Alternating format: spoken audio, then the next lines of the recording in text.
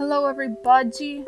So, in this video I'm going to be talking about a quote-unquote game I've been working on, which has taken not very long, not long at all, in comparison to other visual novels that I see people working on.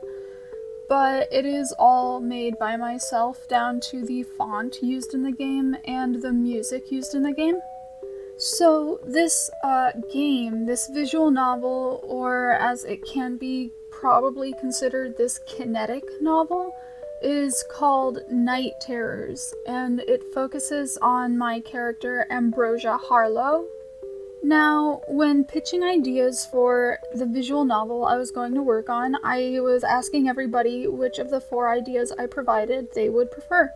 And it seemed that most people preferred the idea of a hospital stalker. However, that being the plot to this story is not quite visible. It is mostly apparent after a good portion of the game, but all in all, the story is down to its basics about being stalked in a hospital. And Ambrosia, the character in the game, is the main character and is the one being stalked. So, the basic premises of the game is that Ambrosia is having some night terrors, which is what the game is called, night terrors.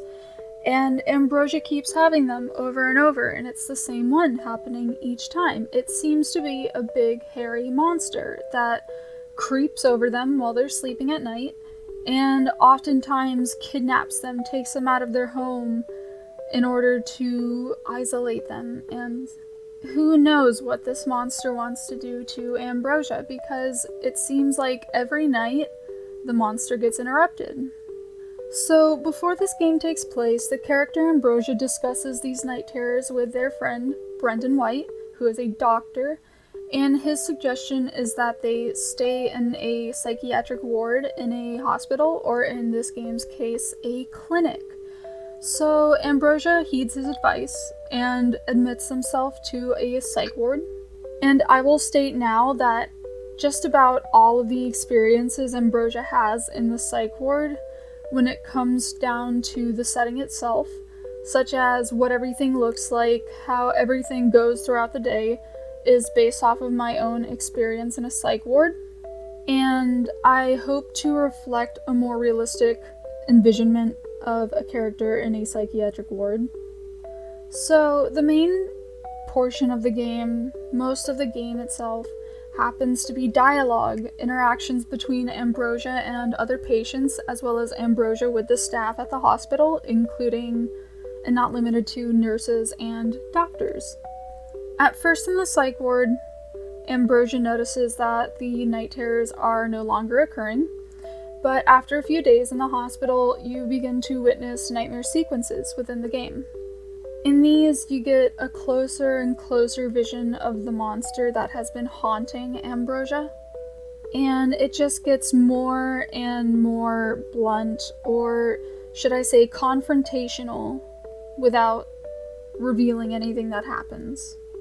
Most of what I wanted to do was create something that was interesting to read and that had a very appealing looking presentation. Unfortunately, because this was meant to be a story and not as much a game, there are very, very few choices. There are only 3 choices I think you can make in the game right now, where you can talk to different people, you have a choice of what to do in the psych ward, and things like that. And there is only one ending to the game, which will not be changed even if I add more options. So, what happens in the psych ward once Ambrosia is staying in it is that they begin to talk to other patients in it, and these patients reveal to Ambrosia different things, whether it be about each other or the rumor that is going around the hospital or the clinic, the psych ward of the clinic, that there is a monster who happens to sound very much like Ambrosia's night terror, which later leads them to believe that it is not just a night terror, and that this thing is very real, which the hospital staff happens to believe is just a shared psychosis, because the patients who happen to be inflicted with the visions of this monster all happen to suffer from disorders that include hallucinations, psychotic symptoms, and the like.